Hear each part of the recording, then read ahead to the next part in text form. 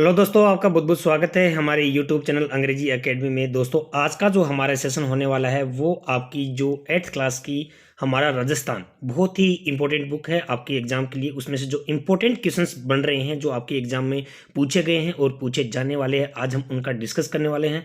ये विशेष रूप से आपके लिए बनाया गया है। इसके अंदर वेरी इंपॉर्टेंट क्वेश्चंस का हमने इंक्लूड किया है और आपको अच्छे से एक्सप्लेन करेंगे, तो उनको 1 to 1 एक्सप्लेन करेंगे। तो देखिए, हमारा जो पहला क्वेश्चन है बहुत ही इंपॉर्टेंट है आपकी एग्जाम की दृष्टि से। इनमें से पूरी बुक का जो हमने सार है, कैसे क्वेश्चंस उसमें से पूछने हैं आपसे, उनको हमने यहाँ पे क्या किया है, इंक्लूड किया है।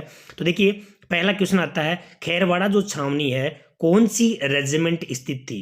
खेरवाड़ा जो हमारी छावनी थी, आपको ये पता है कि जब भी 1857 की जब क्रांति हुई थी, उसमें जितनी भी छावनी थी, यानी कि 6 छावनी जो थी ना, उनमें खेरवाड़ा छावनी के अंदर कौन सी रेजिमेंट स्थित थी। तो इस खेरवाड़ा छावनी के अंदर हमारी जो भील रेजिमेंट है वो स्थित थी। ये ध्यान रखना है, अलग अलग, यानी कि जो मेयर है वो ब्यावर के अंदर थी, आपका कोटा कंटिजेंट है वो देवली के अंदर थी, और जोधपुर लीजियन है वो एरिनपुरा जो हमारी छावनी थी उसके अंदर ये वाली टुकड़ी थी। तो आपको सबसे मेन जो चीजें हैं वो ऐसे ही याद करना है। खेरवाड़ा छावनी जो थी वो कौन सा आता है, भील रेजिमेंट थी। अलग अलग आपको अच्छे से याद करके रखना है।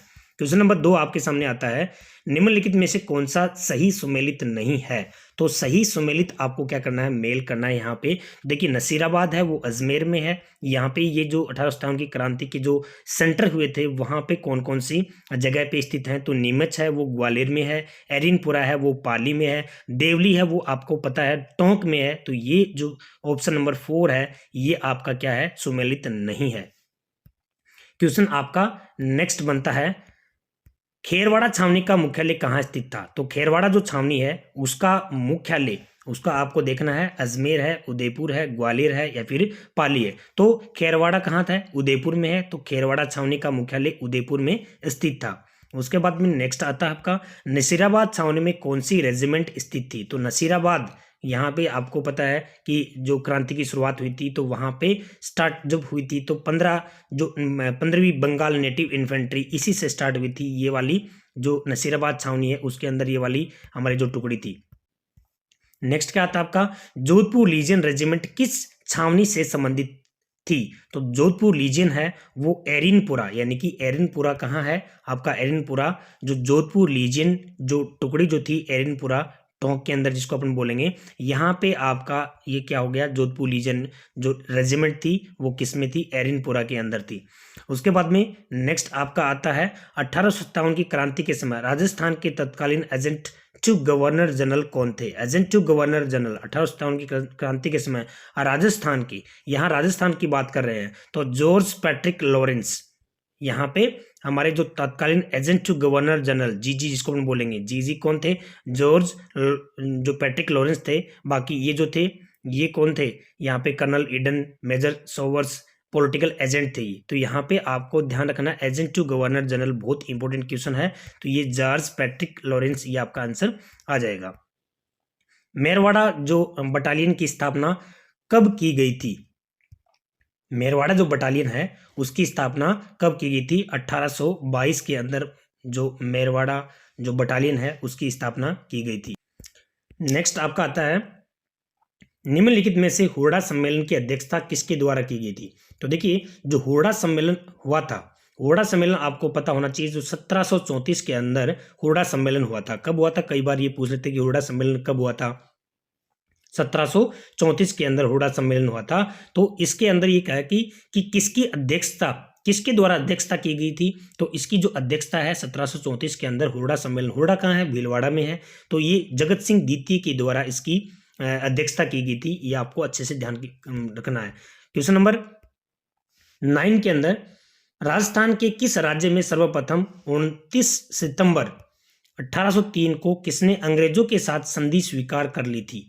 29 सितंबर 1803 को किसने अंग्रेजों के साथ संधि स्वीकार की थी। तो यहाँ पे जो भरतपुर जो है, भरतपुर ने अंग्रेजों के साथ में संधि स्वीकार कर ली थी राजस्थान में सर्वप्रथम। ठीक है, ये ध्यान रखना, सबसे पहले की बात करें और कब की थी ये भी आपको जो डेट है वो भी ध्यान में रखनी है, 29 सितंबर 1803 को। अगला आता है, किस छावनी के सैनिकों ने मोहम्मद अली बेग के नेतृत्व में विद्रोह कर शस्त्रागार में आग लगा दी थी। ये देखिए बहुत इंपॉर्टेंट क्वेश्चन आपका। इसमें देखो क्या होता है, ये जो सबसे पहले है आपको ये ध्यान में है कि विद्रोह है, शस्त्रागार में आग लगा दी थी, तो आपका आंसर क्या होगा, नीमच होगा। नीमच में क्रांति की शुरुआत कब हुई थी, 3 जून 1857 को। ध्यान रखना 3 जून 1857 को नीमच में क्रांति की शुरुआत हुई थी। 28 मई है वो नसीराबाद में, और 15 अक्टूबर वो कोटा में शुरुआत हुई थी। और ये जो नीमच है इसमें क्या किया सैनिकों ने, मोहम्मद अली बेग जो है उसके नेतृत्व में विद्रोह कर और वहां के शस्त्रागार को आग लगा दी थी। तो ये भी बहुत इंपॉर्टेंट क्वेश्चन बनता है आपके एग्जाम के अकॉर्डिंग। जोधपुर लीजियन का गठन कब किया गया था, तो जोधपुर लीजियन है उसका गठन कब किया गया था, 1835 के अंदर किया गया था। मेजर स्पॉटिसवुड और न्यूबरी की हत्या किस सैनिक छावनी में की गई थी, तो ये भी बहुत इंपॉर्टेंट क्वेश्चन बनता है आपका। ये नसीराबाद की जब छावनी हुई थी, नसीराबाद की जब वहां पे जब क्रांति हुई थी, तो नसीराबाद छावनी के अंदर मेजर स्पॉटिसवुड और न्यूबरी की हत्या कर दी गई थी। वहां पर नसीराबाद में हुई कब, 28 मई 1857 को। ये भी ध्यान रखना, डेट भी आपको अच्छे से ध्यान रखना है। मेजर सावर्स ने किन राज्यों की सेनाओं की सहायता से नीमच पर पुनः अधिकार कर लिया था, मेजर सावर्स ने। तो देखिए मेजर सावर जो था वो कोटा, बूंदी, मेवाड़, इन तीनों की सहायता से नीमच पर पुनः अधिकार कर लिया था। तो इसके अंदर आपका आंसर क्या आ गया, उपयुक्त सभी। एरिनपुरा में विद्रोह की शुरुआत कब हुई थी, एरिनपुरा के अंदर विद्रोह की शुरुआत आपको मैंने जैसे कि डेट बताई थी, एरिनपुरा है, उस एरिनपुरा के अंदर आपको जो विद्रोह हुआ था उसमें 21 अगस्त 1857 को, ये आपको अलग अलग मैंने डेट वैसे बता रखे हैं। यहाँ पे 28 मई को नसीराबाद के अंदर हुई थी, 3 मई को नीमच के अंदर हुई थी, 15 अक्टूबर को कोटा के अंदर हमारी जो क्रांति है उसमें विद्रोह जो है उसकी शुरुआत हुई थी। तो आपका आंसर क्या आ गया, 21 अगस्त 1857 को एरिनपुरा में विद्रोह की शुरुआत हुई थी। नेक्स्ट है जोधपुर लीजियन ने किसके नेतृत्व में विद्रोह का बिगुल बजाया था, तो जोधपुर जो लीजियन है उसमें किसके नेतृत्व में, तो मोती खान भी था, सूबेदार शीतल प्रसाद भी था, तिलक राम, इन तीनों की सहायता से और वहां पे जोधपुर लीजियन में वहां पे विद्रोह का बिगुल बजा था। तो आपका आंसर क्या आ गया, उपयुक्त सभी। बिठोड़ा, देखिए कई बार आता है कि बिठोड़ा कहाँ है, तो बिठोड़ा सबसे पहले आपको ये पता होना चाहिए कि बिठोड़ा पाली में है। इसमें युद्ध की जो कब स्टार्ट हुआ था, युद्ध निम्नलिखित में से यानी कि कब स्टार्ट हुआ था। बिठोड़ा जो है देखिए इससे रिलेटेड आपसे इंपॉर्टेंट चीजें क्या क्या पूछ सकते हैं, देख समझना ध्यान से। यहाँ का जो ठाकुर था वो कुशाल सिंह था। कौन था, बिठोड़ा पाली के अंदर जो आवा का जो युद्ध हुआ था, वहां के जो सैनिक और आवा के जो सैनिक थे उनके बीच में बिठोड़ा का युद्ध हुआ था, और वहां ठाकुर कुशाल सिंह, ये ध्यान रखना विशेष करके, ये आपको पूछ सकते हैं कि वहां का शासक कौन था, तो कुशाल सिंह के नेतृत्व में, और वो क्या हुआ था, बिठोड़ा का युद्ध हुआ था। यहाँ पे आपका जो आंसर आता है वो 8 सितंबर 1857 को, यहाँ पे 1857 को आंसर क्या आ गया, 8 सितंबर। तो ये ध्यान रखना 8 सितंबर 1857 को युद्ध हुआ, वो कहाँ हुआ, यहाँ पे बिठोड़ा पाली, यानी आपको बहुत इंपॉर्टेंट पर्सन है, ये वैसे पूछा भी हुआ है। बिठोड़ा कहाँ है, पाली में है। बिठोड़ा का शासक आवा जो था, वहाँ के जो कुशाल सिंह जो था वहाँ, और आवा और वहाँ के जो सैनिक हैं उनके बीच में युद्ध हुआ था। नेक्स्ट आता है क्रांतिकारी तथा जोधपुर के पॉलिटिकल एजेंट मोक मैनसन के बीच चेल्लावास का युद्ध कब हुआ, चेल्लावास बहुत इंपॉर्टेंट क्वेश्चन है। क्रांतिकारियों तथा जोधपुर ये जो थे वहां पे 18 सितंबर 1857 को चेल्लावास और एजेंट मोक मैनसन, आपको ध्यान होगा कि जो मोक मैनसन का था उसका सर काट दिया था, वहां का जो पॉलिटिकल एजेंट मोक मैनसन था वहां उसका सर काट दिया था, और 1857 ये जो 18 सितंबर 1857 को वो चेल्लावास का युद्ध हुआ उनके बीच में, वहां के क्रांतिकारी और जो पॉलिटिकल एजेंट था अंग्रेजों के बीच में। किसके नेतृत्व में सेना ने 9 जनवरी 1858 में आवा पर आक्रमण कर किले पर अधिकार कर लिया था, किसके नेतृत्व में, तो यहां आपका आता है ब्रिगेडियर होम्स के नेतृत्व में, किसके नेतृत्व में, ओके यहां क्या आ गया आपका, ब्रिगेडियर होम्स। शेखावाटी ब्रिगेड की स्थापना निम्नलिखित में से कब की गई, जो शेखावाटी है शेखावाटी ब्रिगेड है उसकी स्थापना 1834 में की गई, ये ध्यान रखना। शेखावाटी ब्रिगेड की स्थापना 1834 में की गई। लाला जयदयाल मेहराब खां के नेतृत्व में 15 अक्टूबर 1857 को कहाँ विद्रोह किया गया? तो ये आपको अच्छे से ध्यान रखना है, कोटा के अंदर। लाला जयदयाल और मेहराब खां इन दोनों के नेतृत्व में 15 अक्टूबर को, ये भी ध्यान रखना, आपको डेट भी ध्यान रखनी है, और कहां पे?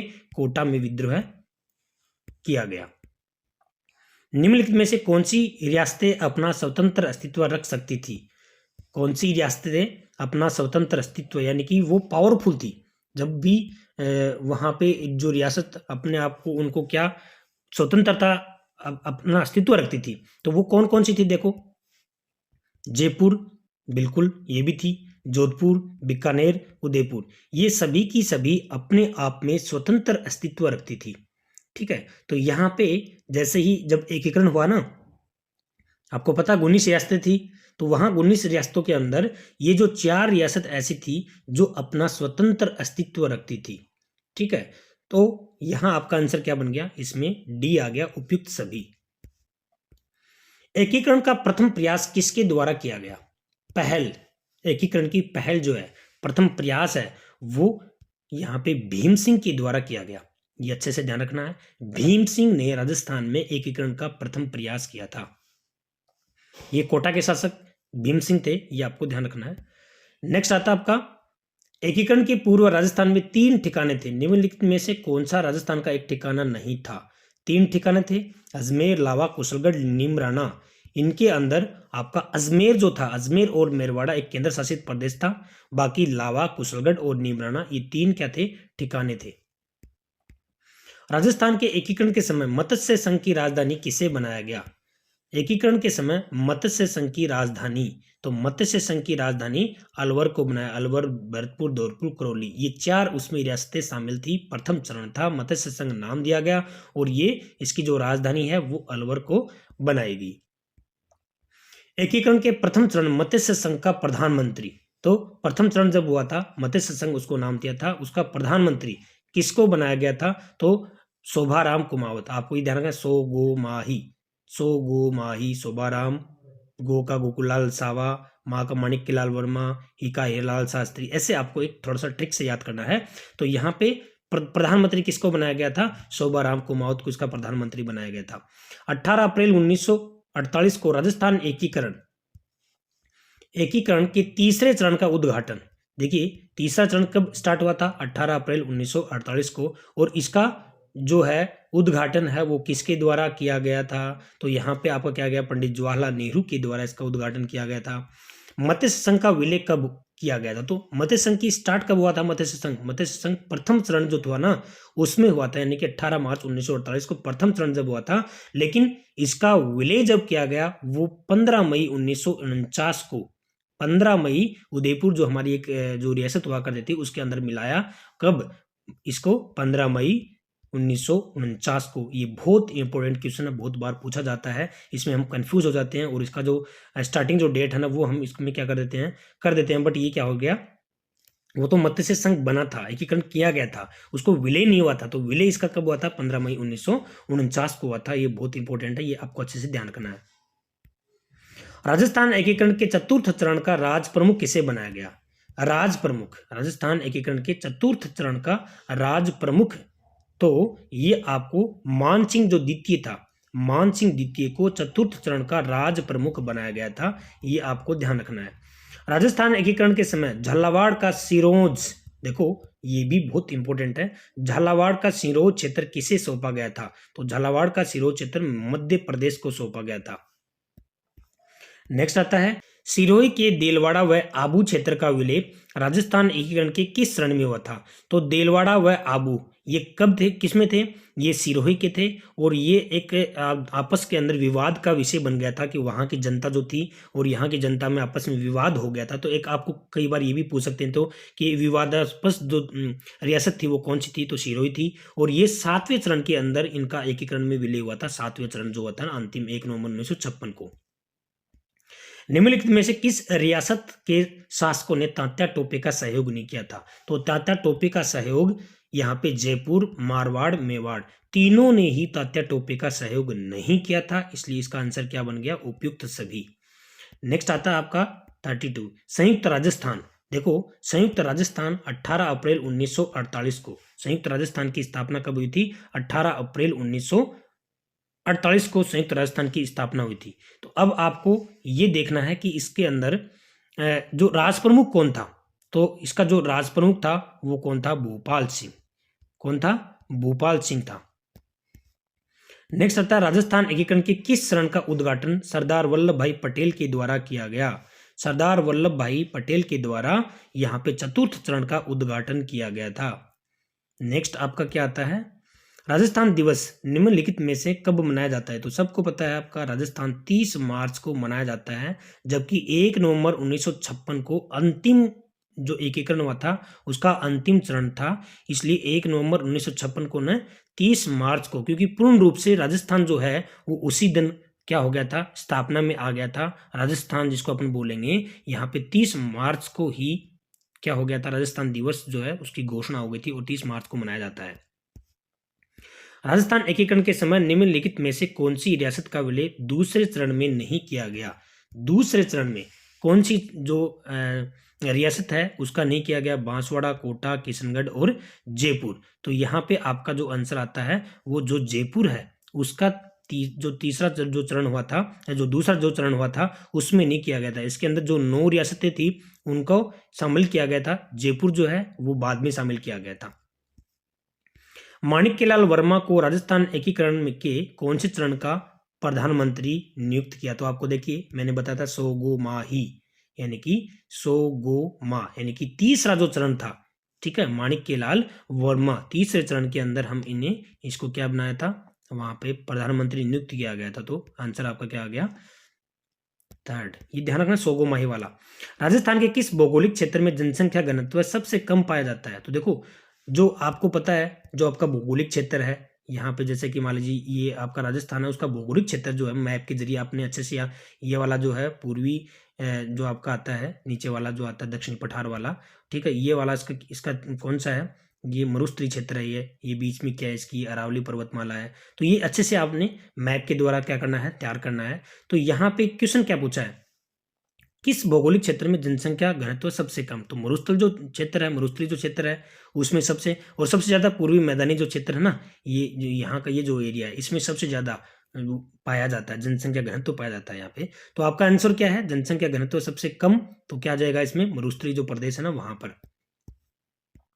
राजस्थान में न्यूनतम लिंगानुपात किस जिले का है? तो न्यूनतम लिंगानुपात, देखो ध्यान रखना, न्यूनतम लिंगानुपात, अधिकतम लिंगानुपात, ये सारी चीजें आपको अच्छे से याद करके रखनी है। यहाँ पे धौलपुर का है न्यूनतम लिंगानुपात 846, ये ध्यान रखना है, 846 धौलपुर का सबसे कम है। राजस्थान की एकमात्र जनजाति जिसे भारत सरकार ने आदिम जनजाति समूह है, ठीक है, उसकी सूची में शामिल किया है, तो एकमात्र जनजाति कौन सी होगी? एकमात्र जनजाति आपकी आती है सहरिया जनजाति, ठीक है, ये बहुत इंपॉर्टेंट क्वेश्चन है। इसको क्या किया है? एकमात्र जनजाति जिसे भारत सरकार ने आदिम जनजाति समूह में शामिल किया है। राजस्थान के 12 जिले के शाहबाद व किशनगंज तहसीलों में कौन सी जनजाति सर्वाधिक है? तो वो कौन सी? सहरियाई है। सहरिया जनजाति वहां पे सबसे ज्यादा है और उसी को क्या किया है? भारत सरकार ने उस समूह में शामिल किया गया है। राजस्थान की जनसंख्या भारत की जनसंख्या का लगभग कितना प्रतिशत? बहुत इंपॉर्टेंट क्वेश्चन है, ये आपके एग्जाम में पूछा जाता है। तो देखिए भारत की जनसंख्या की बात कर रहा हो तो यहाँ पे 5.7, क्या हुआ? 5.7 है। वेरी वेरी इंपॉर्टेंट है, आपको ये ध्यान रखना है। भारत की जो है राजस्थान में भारत की जनसंख्या का प्रतिशत पूछा है इसमें, तो वेरी इंपॉर्टेंट क्वेश्चन है। Answer number 2 5.7। जनगणना 2011 राजस्थान में क्रमशः सर्वाधिक एवं न्यूनतम घनत्व वाले जिले, तो सर्वाधिक और न्यूनतम, तो यहाँ आपको सर्वाधिक किस में है? जयपुर में। न्यूनतम किस में है? जैसलमेर में। जनगणना 2011 के अनुसार राजस्थान में क्रमशः सर्वाधिक व न्यूनतम साक्षरता। अब हमारी बात किस पे आती है? साक्षरता में आती है। तो साक्षरता किस में होगी? आपका यहाँ पे अधिकतम तो क्या है कोटा और न्यूनतम किसमें जालोर में। ठीक है, तो यहाँ पे आपको क्या ध्यान रखना, कोटा की तो 76.6 अधिकतम है और यहाँ पे आपकी 54.9 ये किसकी है धौलपुर की न्यूनतम है, यहाँ पे जालोर की, सॉरी जालोर की है वो न्यूनतम है। तो यहाँ पे 2 नंबर जो है वो आपको अच्छे से ये करके रखना, न्यूनतम और अधिकतम जो भी है। राजस्थान में सूती वस्त्र उद्योग की पहली मील, सूती वस्त्र उद्योग की पहली मील जो है ना वो कहाँ पर है, तो यहाँ पे आपका आंसर आता है ब्यावर के अंदर है, 1889 के अंदर बनाई गई थी। और कौन सी, कृष्णा मिल के नाम से वो थी। बार बार क्वेश्चन पूछा जाता है और इसी बुक का बहुत ही इंपॉर्टेंट क्वेश्चन है ये। सूती वस्त्र उद्योग की पहली मील ब्यावर के अंदर, सूती वस्त्र नगरी किसे कहते हैं, यहाँ पे भीलवाड़ा को कहते हैं वस्त्र नगरी, बट यहाँ पे ब्यावर के अंदर सूती वस्त्र उद्योग वो 1889 के अंदर कृष्णा मिल के नाम से थी। तो ये आपको अच्छे से ध्यान रखना है। राजस्थान की पहली शक्कर मिल कहाँ पे है, देखो ये मिल जो है ये इनसे रिलेटेड क्वेश्चन काफी बार आते हैं। भोपाल सागर, कौन सी मिल है, भोपाल सागर 1932 है कहाँ पे, चित्तौड़ में। कहाँ पे हुई, चित्तौड़ के अंदर हुई। निम्नलिखित में से कौन सा राजस्थान का सबसे प्राचीन उद्योग है, तो राजस्थान का सबसे जो प्राचीन उद्योग है वो सूती वस्त्र उद्योग ही है। भारत की पहली रेल महाराष्ट्र, मुंबई और ठाणे के बीच कब चलाएगी, भारत की पहली रेल की बात कर रहा है, फिर राजस्थान की बात आएगी तो 1853 में कब से कब, कहां से कहां चली थी, महाराष्ट्र के मुंबई से और ठाणे के बीच चली थी। कब चली थी, 1853 में, ये आपको थोड़ा ध्यान रखना है। अब आती है बात राजस्थान की, तो राजस्थान के अंदर जो रेल है वो बांदीकुई से और आगरा फोर्ट के बीच चली थी, और बांदीकुई से आगरा फोर्ट के बीच चली थी, और वो कब चली थी, 1874 के अंदर चली थी। ये आपको विशेष ध्यान रखना है। जयपुर में रेल की जो मेट्रो रेल है उसकी शुरुआत कभी, बहुत इंपॉर्टेंट क्वेश्चन है। जयपुर में जो मेट्रो रेल है उसकी जून 2015 में उसकी शुरुआत हुई थी, मेट्रो स्टेशन बनाकर उसकी शुरुआत की गई थी। राजस्थान में 2 रेलवे जोन है, देखो यहाँ पे रेलवे जोन और रेल मंडल की बात कर रहा है, 2 रेलवे जोन है। ठीक है, अब यहाँ पे पूछ रहा है कि कितने रेलवे मंडल हैं, तो रेलवे जोन कौन कौन से हैं, उत्तरी पश्चिमी रेलवे और पश्चिमी मध्य रेलवे, ये तो 2 रेलवे जोन है, ये आपको ध्यान रखना। अगर बाय द वे आपसे पूछे तो रेलवे जोन की जहां बात कर रहा है तो उत्तरी पश्चिमी रेलवे और पश्चिमी मध्य रेलवे ये तो जोन है। उसके बाद में आती है हमारी रेलवे मंडल की बात आती है, तो रेलवे मंडल है आपके 5, कौन कौन से हैं नोट कर लेना, जयपुर, जोधपुर, बीकानेर, अजमेर, कोटा। जयपुर, जोधपुर, बीकानेर, अजमेर और कोटा, ये 5 क्या हैं रेलवे मंडल हैं, ये आपको अच्छे से ध्यान करके रखना है। पैलेस ऑन व्हील्स शाही रेलगाड़ी राजस्थान के किस जिले से होकर नहीं गुजरती है, नहीं की बात कर रहा है। पैलेस ऑन व्हील्स जो रेलगाड़ी है राजस्थान के किस जिले से होकर नहीं गुजरती है, तो इसका आपका आंसर क्या गया, राजसमंद से होकर नहीं गुजरती है। जयपुर आपका, जोधपुर, चित्तौड़, जैसलमेर से तो गुजरती है, बट जो राजसमंद है वहां से होकर नहीं गुजरती है, ये आपको ध्यान रखना है। आंसर नंबर 4 आएगा। राजस्थान जन आधार योजना, बहुत इंपॉर्टेंट क्वेश्चन है। जन आधार योजना, तो जन आधार योजना की शुरुआत कब की गई थी, तो जन आधार योजना की शुरुआत की गई थी 2019 के अंदर।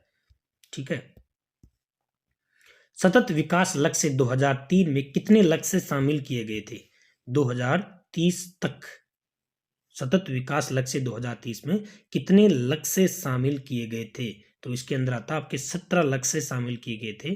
तो आंसर ऑप्शन 3। महिला सशक्तिकरण से संबंधित साझा अभियान का मुख्य उद्देश्य क्या है, महिला सशक्तिकरण जो है उसका मुख्य उद्देश्य क्या है, तो उसका मुख्य उद्देश्य जो है वो आपको ये आएगा बाल विवाह से मुक्त, बाल विवाह से मुक्ति, ये महिला सशक्तिकरण बनाने का मुख्य उद्देश्य है, ये विशेष ध्यान रखना है। राजस्थान महिला आयोग का गठन कब किया गया, तो देखिए राजस्थान महिला आयोग बहुत इंपॉर्टेंट है। राजस्थान महिला आयोग की स्थापना कब हुई थी, यहाँ पे 15 मई 1999 को हुई थी। और आपको एक ये भी ध्यान रखना है, इसका जो कार्यकाल जो है ना, क्योंकि जो अध्यक्ष वगैरह हैं वो तो बदलते रहते हैं, बट ये दो तीन चीजें जो है ना वो विशेष ध्यान रखनी है। 3 वर्ष का होता है इसका कार्यकाल, महिला आयोग का जो अध्यक्ष जब भी इसको बनाते हैं तो वो 3 वर्ष के लिए ही बनाई जाती हैं। और यहाँ पे इसकी गठन कब हुआ था, इसका 15 मई 1999 को हुआ था। पंचायत समिति सदस्य के लिए न्यूनतम, पंचायत समिति सदस्य के लिए 21 वर्ष होती है न्यूनतम, ये ध्यान रखना। वोट देने की उम्र 18 वर्ष होती है ना, वैसे पंचायत समिति सदस्य के लिए न्यूनतम जो है वो 18 वर्ष होती है, वो कैंडिडेट खड़ा हो सकता है। निम्नलिखित में से किस दुर्ग का सर्वाधिक उच्च भाग कटारगढ़ कहलाता है? किस दुर्ग का उचित भाग कटारगढ़ कहलाता है? तो कुंभलगढ़ दुर्ग है, उसका जो भाग है, उच्च भाग है, वो क्या कहलाता है? आपका कटारगढ़ कहलाता है। बहुत इंपॉर्टेंट क्वेश्चन है। कमलेश्वर महादेव का मंदिर किस जिले में स्थित है? कमलेश्वर महादेव का मंदिर बूंदी के अंदर है। ठीक है, कहां पे है? बूंदी के अंदर है। मोलेला मूर्तिकला का संबंध निम्नलिखित में से किस जिले से है? मोलेला मूर्तिकला, मोलेला मूर्तिकला यहाँ पे राजसमंद। ठीक है, मोलेला मूर्तिकला का संबंध किससे है? राजसमंद से है। मूसी महाराणा की छतरी, तो मूसी, ये जो छतरियां हैं आपको अच्छे से ध्यान रखना है। मूसी महाराणा की छतरी कहाँ पे है? अलवर के अंदर है। ठीक है, मूसी महाराणा की छतरी कहाँ पे है? अलवर के अंदर है। उसके बाद में आता है किस दुर्ग को मिट्टी का दुर्ग कहा जाता है? तो मिट्टी का दुर्ग, किस दुर्ग को? लोहागढ़ दुर्ग को मिट्टी का दुर्ग कहा जाता है और इसको अजय दुर्ग के नाम से भी जाना जाता है। और चारों तरफ मिट्टी के यहाँ पे लंबे लंबे बने होने के कारण ये मिट्टी का दुर्ग कहलाता है। निम्नलिखित में से किस दुर्ग में नौलखा दरवाजा और 32 खंभों की छतरी है? नौलखा दरवाजा और 32 खंभों की छतरी, तो यहाँ पे रणथंभौर दुर्ग है, उसमें नौलखा दरवाजा और 32 खंभों की जो है वो है उसके अंदर। और ये भी ध्यान रखना है आपको, बस थोड़ा इसमें इतना जो ज़्यादा एक्सप्लेन है हम बाद में करते रहेंगे, क्योंकि आपके लिए इतना टाइम नहीं है ये अच्छे से एक्सप्लेन करने के लिए। नेक्स्ट आपका क्या आता है कि किस दुर्ग में नीलकंठ महादेव का मंदिर और मामादेव कुंड का जो है मामादेव कुंड है? तो कुंभलगढ़ का दुर्ग है। कौन सा दुर्ग आता है आपका? कुंभलगढ़ का दुर्ग है। ये आपसे कई बार पूछ लेते हैं कुंभलगढ़ का दुर्ग, वो शिल्पी कौन है इसका? तो शिल्पी कौन है इसका? मंडन। शिल्पी कौन है? मंडन। और यहाँ पे कुंभलगढ़ के अंदर एक जो कटारगढ़ है, कटारगढ़ के अंदर महाराणा प्रताप का जन्म हुआ था। ये थोड़ा सा 2-3 चीजें इसके अंदर आपको अच्छे से याद कर लेनी है। निम्नलिखित में से कौन सा दुर्ग हिंदू मुस्लिम एकता का प्रतीक है? तो एकता का प्रतीक कौन सा हुआ? गागरोन का दुर्ग। कौन सा हुआ? गागरोन का दुर्ग जो है काली सिंध और आहू के संगम पर स्थित है। काली सिंध आहू जो नदियां हैं उनके संगम पर स्थित है और वहां पर आपका गागरोन का दुर्ग स्थित है, जो हिंदू मुस्लिम एकता का प्रतीक माना जाता है। निम्नलिखित में से कौन सा सही सुमेलित नहीं है? नहीं की बात करा, देखिए सुमेलित नहीं है तो आपको ये ध्यान रखना कि सुमेलित कौन सा नहीं है। एकलिंग जी मंदिर जो है ना वो चित्तौड़ में नहीं है। जगदीश मंदिर उदयपुर में है। अंबिका मंदिर जगत ये है। श्रीनाथ जी का मंदिर राजसमंद में है। एकलिंग जी का मंदिर जो है वो कहाँ स्थित है? एकलिंग जो है, एकलिंग महादेव है, वो वहां पे उदयपुर में है। ये ध्यान रखना, चित्तौड़ में नहीं है। निम्नलिखित में से कौन सा सही सुमेलित है? देखिए सही सुमेलित की बात कर रहा है। आभानेरी मंदिर दौसा बिल्कुल सही है। खाटू श्याम मंदिर सीकर बिल्कुल सही है। गोविंद देव जी मंदिर जयपुर बिल्कुल सही है। इसका मतलब सारे के सारे ही क्या हैं? सुमेलित हैं। 84 खंभों की छतरी, 84 खंभों की छतरी वो 32 खंभों की आई थी, अब यहाँ पे क्या आ गया है? 84 खंभों की छतरी आ गया है। तो 84 खंभों की छतरी बूंदी के अंदर है, ये ध्यान रखना। 84 खंभों की छतरी कहाँ पे है? मूसी महाराणा की छतरी जैसे आया ना ऊपर, वैसे ही ये ध्यान रखना। निम्नलिखित में से कौन सा सही सुमेलित नहीं है? देखिए उदयपुर चित्रशैली, यहाँ हम किसकी बात कर रहे हैं? वृक्ष की बात कर रहे हैं। तो इसके अंदर आपका जोधपुर शैली जो है ना, जोधपुर शैली पीपल के वृक्ष नहीं, यहाँ पे जोधपुर शैली जो है उसमें आम के, जोधपुर शैली में आम के वृक्ष। पीपल क्या है? जयपुर अलवर शैली की उसमें पहचान है। तो ये आपको उदयपुर के अंदर कदम वृक्ष हैं, किशनगढ़ में केले, कोटा व बूंदी के अंदर खजूर और जोधपुर के अंदर क्या आएगा? आम आएगा। पीपल किसकी है? जयपुर और अलवर की है। ये थोड़ा ध्यान रखना। तो इसका आंसर क्या बन गया? ये बन गया यहाँ पे। निम्नलिखित में से कौन सा सही सुमेलित है? देखिए यहाँ पे बात कर रहा है, सही की बात कर रहा है। तो उदयपुर शैली ये किसकी है? जानवरों के हैं। उदयपुर शैली में क्या है? हाथी चकोर बिल्कुल सही है। नाथद्वारा शैली के अंदर गाय, जयपुर शैली के अंदर मोर और घोड़ा। इसका मतलब इसके अंदर सारे के सारे ही सही हैं। ठीक है, तो ये विशेष करके आपको ध्यान रखने हैं, बहुत ही इंपॉर्टेंट है ये। नेक्स्ट आपका आता है निम्नलिखित में से कौन सा सही सुमेलित नहीं है? अब हमारी बात आती है किस पे? कलर की बात आती है। तो जोधपुर के अंदर क्या हो गया? पीला रंग, जोधपुर शैली की पहचान है। उदयपुर शैली की पहचान है लाल रंग। कोटा शैली की पहचान है नीला रंग और किशनगढ़ शैली की पहचान है सफेद और गुलाबी रंग। इसका मतलब इनमें से कोई नहीं, सारे के सारे सुमेलित हैं, कोई नहीं। यहाँ पे नहीं आया ना, नहीं मतलब नेगेटिव नेगेटिव क्या हो गया? पॉजिटिव हो गया। इसका मतलब सारे के सारे क्या है? ये बिल्कुल एग्जैक्ट हैं। ये आपको अच्छे से ध्यान रखने हैं। इनमें से कोई भी एक क्या करेगा? बेरंग दे देगा आपको याद करने के लिए, ऐसे है।